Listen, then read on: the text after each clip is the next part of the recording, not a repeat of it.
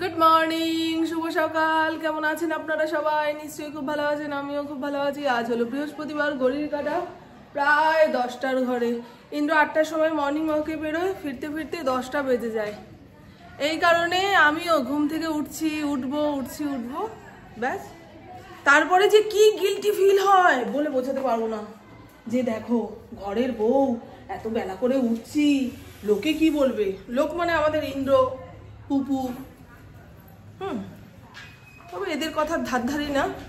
আমি রাতে ঘুমোতে যাওয়ার আগে সমস্ত কাজকর্ম সেরে নিই। আজকে সেরকম ঠান্ডা নেই, তবে হাওয়া দিচ্ছে। মোটে দরজা কপাট খুলতে পারছি না। যেদিন হাওয়া দেয় সেদিন বিকেলের পরে কম্বলের ভেতর থেকে বেরোতে পারবো না, এরকমই শীত লাগে। চলুন বন্ধু, প্রভু স্নানে গেছে, এবারে দুজনে বসে বৃহস্পতিবারের পুজো করি। না, স্নানে যায়নি তো, ছাদে গেছে। এই সোয়েটারটা গায়ে দিই। আমার প্রভুকে যদি বলি এটা আমাদের ছাদ বাগানের সবজি, খেতে চায় না। কেন গো?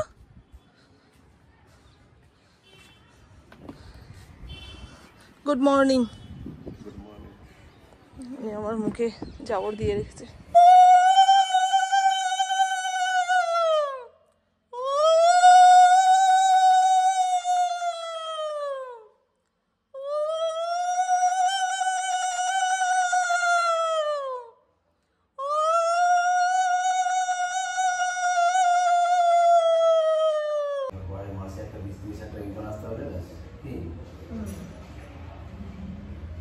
ঠাকুরের সামনে আমি ইনকামের কথা ভাবি।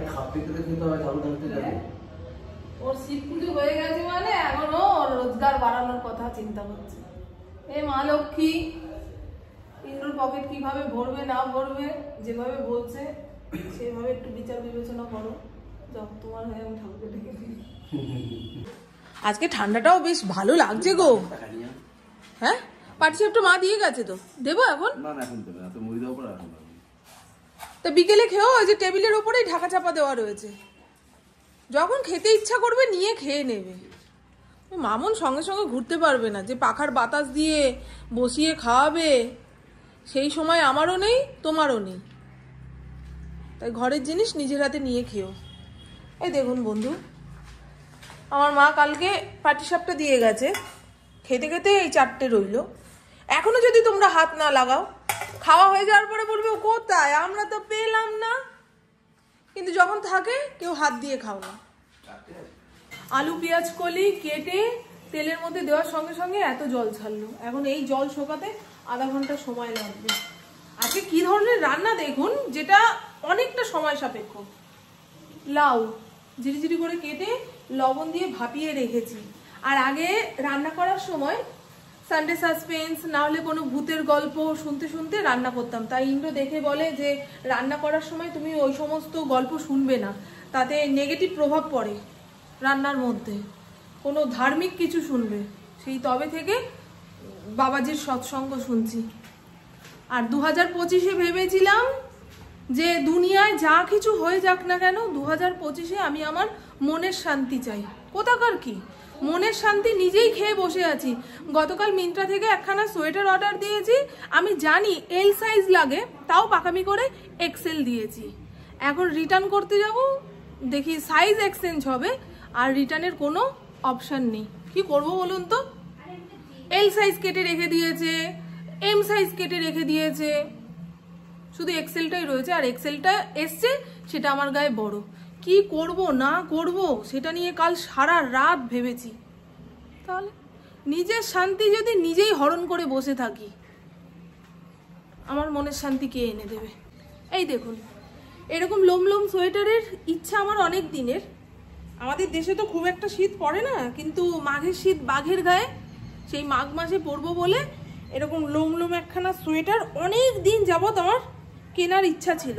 কিনেছি, কিন্তু গায়ে বড়। এখন কি করব বলুন তো? আপনাদের যদি কোনো বুদ্ধি মাথায় আসে বলবেন। শুধু সাইজ এক্সচেঞ্জ হবে, আর আমি যেই সাইজটা চাইছি সেই সাইজটা নেই, শুধু এক্সেল লিখে রেখে দিয়েছে। কেন বাবা এরকম করিস তোরা? যখন এটা অর্ডার দিয়েছিলাম তখন কিন্তু ছিল এল এম। হ্যাঁ ঠিক আছে, এটা আমার পছন্দ, যদি গায়ে বড় হয় তো এক্সচেঞ্জ করিয়ে নেওয়া যাবে। এখন আমার বাড়িতে চলে এসেছে এক্সেল, ওখানে এল এম আউট। কি করবো বলুন তো বন্ধু, এত বড় সোয়েটার কাঠ থেকে খুলে পড়ে যাচ্ছে, হাতা এতটা হয়ে থাকছে, কি বলুন তো। হ্যাঁ, ওই যে চাষিরা মাঠে ঘাটে যে কাকতারুয়া বানিয়ে রাখে, এটা পরলে সেরকম দেখতে লাগছে আমার। মিশো থেকে একখানা শাড়িও এসছে আমার, মিশো না অ্যামাজন থেকে এসছে। দেখুন এই শাড়িটা এখন ভাইরাল শাড়ি, প্রায় অনেককেই পরতে দেখেছি। ভালো, খারাপ না, 500 টাকা দাম আন্দাজে শাড়িটা ভালো। যদি কখনো পরি তো আপনারা দেখতে পাবেন। এখন ভাঁজ করে রেখেছি তো আর খুলতে পারলাম না, বুঝতে পারছেন তো। একদম পাতলা যে শাড়ি সেইটা, অনেক কালার ছিল, তার মধ্যে লালটা পছন্দ হয়েছে। রানী কালার দিলেও ভালো হতো, হলুদও ভালো হতো। সামনে সরস্বতী পুজো, তা পুপু বলছে মা রেখে দাও, আর রিটার্ন করতে হবে না, আমি সরস্বতী পুজোর সময় পরবো। একদম হালকা শাড়ি তো, পরতে সুবিধা। এই পেঁয়াজ কলি আলু পুড়ে যাচ্ছে গো। আর আমার মেয়ে সকালবেলায় 1 কাপ চা বানিয়ে খাইয়েছে, তারপরে দুজনে আধা ঘন্টা রোদ পোয়ালাম। এখন উনি ওনার কর্মকাণ্ডে ব্যস্ত।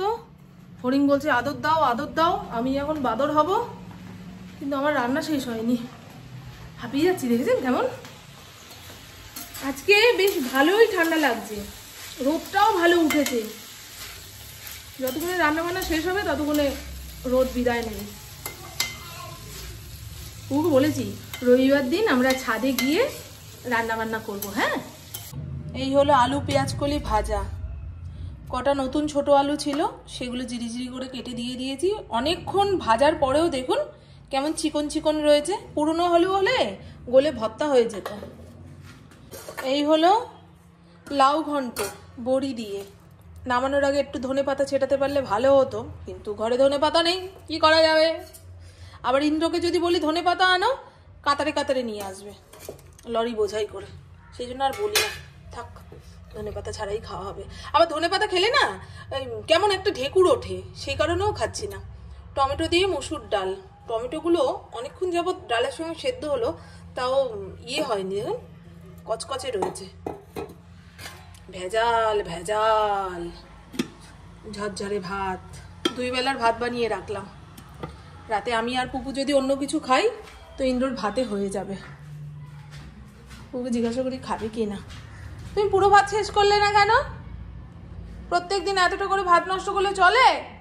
হ্যাঁ, ওদিকে রঙ্গিলা নন্দু খেতে পাচ্ছে না, আর তুমি ঘরে বসে ভাত নষ্ট করছো। গুড ইভিনিং, এখন সময় 6:45। পুপু টিউশনে গেছে, একটু পরেই চলে আসবে।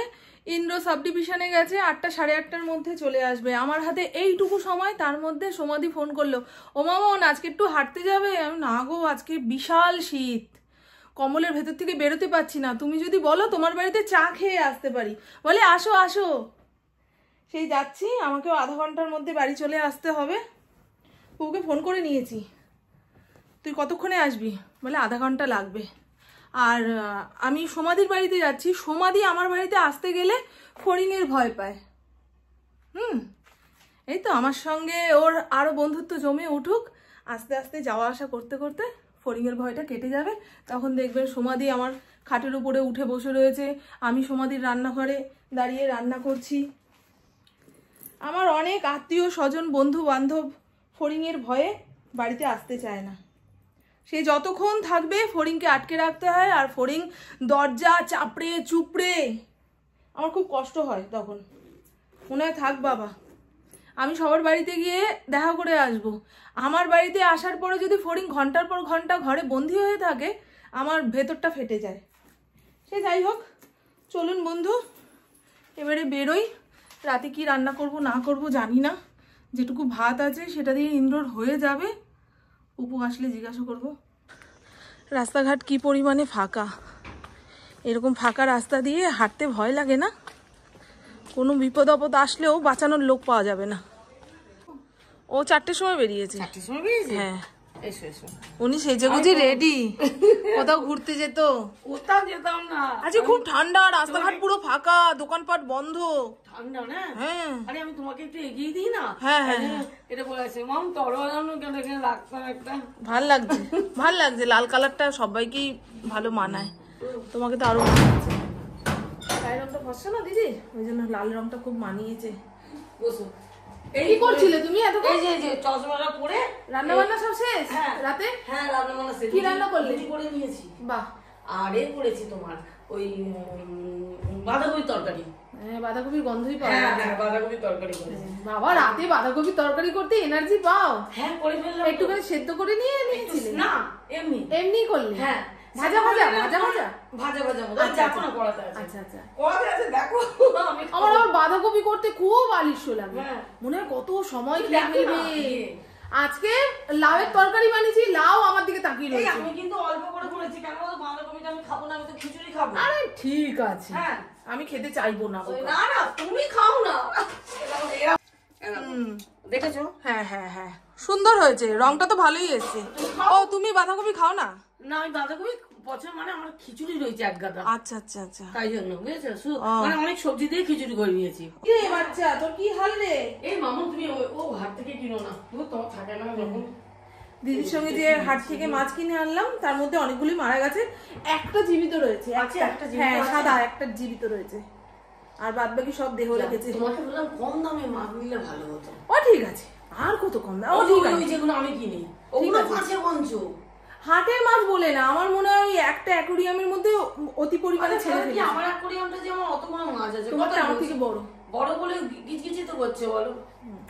এই হেঁটে আসলাম, না খুলে ভালো খুলে ভালো খুলে ভালো। পাকা চালাবো মামুন? না গো, মরে যাবো তাহলে। দেখুন দিদিকে বললাম আজকে লাল চা দাও, আমার পেটটা ভার হয়ে রয়েছে। আর দেখুন কি পরিমাণে ঠান্ডা লাগছে, পাটা চাদর চাপা দিয়ে বসলাম। দেখো চাটা কেমন হলো। ঠিক আছে, আদা কি বেশি হয়ে গেল? না না ঠিক আছে, একদম মাথা কপাল ছেড়ে গেল। এরকম ভগবান একটা বরদান দিক যে তুই একবার রান্না করবি, যতবার চাইবি খেতে পারবি। হ্যাঁ ভালো লাগে না এই রাস্তাটা? চলো এই রাস্তাটা দিয়ে যাই। চলো এটা দিয়ে ঘুরে যাবে। চলো চলো একটু ঘুরে গেছে। হ্যাঁ তাহলে একটু আমরা ঘুরে দিক দিয়ে যাই না, অনেক দিন যাই না, একটু হাঁটাও হয়ে যাবে। হ্যাঁ, তোমাদের এই এলাকার গলিগুলো খুব সরু সরু, দেখো মানে এর বাড়ি ওর বাড়ি থেকে যেটুকু জায়গা ছাড় পেয়েছে সেটা দিয়ে একটা রাস্তা, ওই কারণে এত সরু। একটা বাইকও ঠিকঠাক ভাবে যেতে পারবে না, তাই না? আসলে অনেককাল যাবো এরকম সরু গলি দেখিনি তো।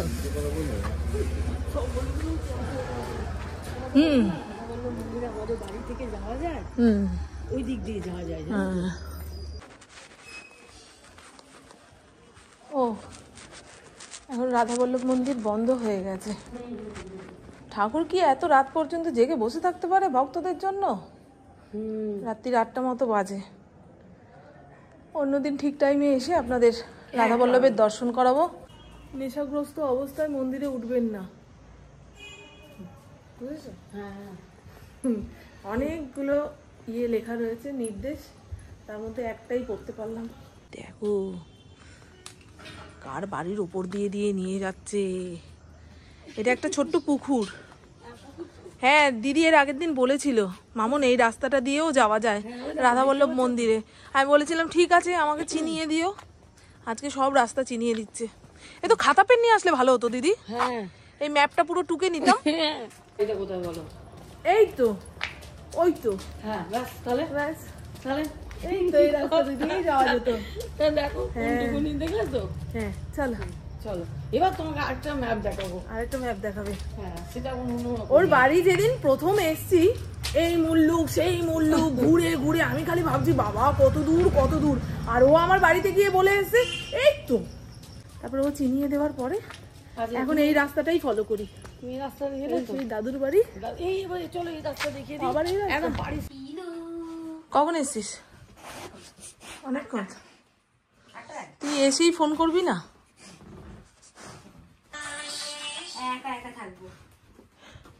রাতে কি রান্না হবে এখন সেই নিয়ে চিন্তা করি। হ্যাঁ তো চল না আমরা তাহলে ম্যাগি খেয়ে নি, তাহলে নিয়ে আসি, না থাকলে হ্যাঁ তাহলে যা ভাত আছে বাবাইয়ের হয়ে যাবে। আমাকে বলেছিল রুটি করা, আমার রোজ রোজ ভালো লাগে না গো রুটি করতে, দুই একটা একদম কিছু না থাকলে তখন রুটি বানানো যায়, যে করতেই হবে। এই আছে রে সোনা, আছে পুরো কৌটো ভর্তি। কাল রাতে আপনাদের টাটা বাই বাই কিছুই বলা হয়নি। 10টা সাড়ে 10টার সময় পুপু ম্যাগি বানিয়ে এনেছে, ওটা যে দেখাবো সেটারও খেয়াল নেই। যা রে যা রে যা রে, দাঁড়াও না যাচ্ছি। ওই যে রান্নার দায়িত্ব যার হাতে, তার যতক্ষণ না খিদা লাগছে সে রান্নাঘরে যাবে না। অবশ্য রান্নাঘরের যে বাসনপত্রগুলো ছিল সেগুলো সব ও গুছিয়ে রেখেছে, আমাকে আর কিছুতে হাত দিতে হয়নি। তার জন্য থ্যাংক ইউও বলেছি যে মাঝের মধ্যে এরকম দেখে কাজ করে নিবি, মায়ের আদর আরও বাড়বে। তো চলুন বন্ধু, আমার বকবক আজকের মতন এইটুকুই। আপনারা সবাই খুব খুব খুব ভালো থাকবেন, নিজের শরীরে খেয়াল রাখবেন, সুস্থ থাকবেন, আর অল টাইম স্মাইল করতে হবে। টাটা, খুব ভালো থাকবেন। আর আগে তো শুক্রবারে ভিডিও বানাতাম, শনিবারে সেটা পোস্ট হতো। এখন থেকে ভাবছি শুক্রবারে ভিডিও বানাবো না, কারণ সপ্তাহের প্রত্যেকটা দিন ভিডিও দেওয়ার কথা ভাবলে না, মানে ক্যামেরা ধরতে হবে, ভিডিও করতে হবে, এই মাথার মধ্যে তাড়া লেগে থাকে, অনেকটা শান্তি নষ্ট।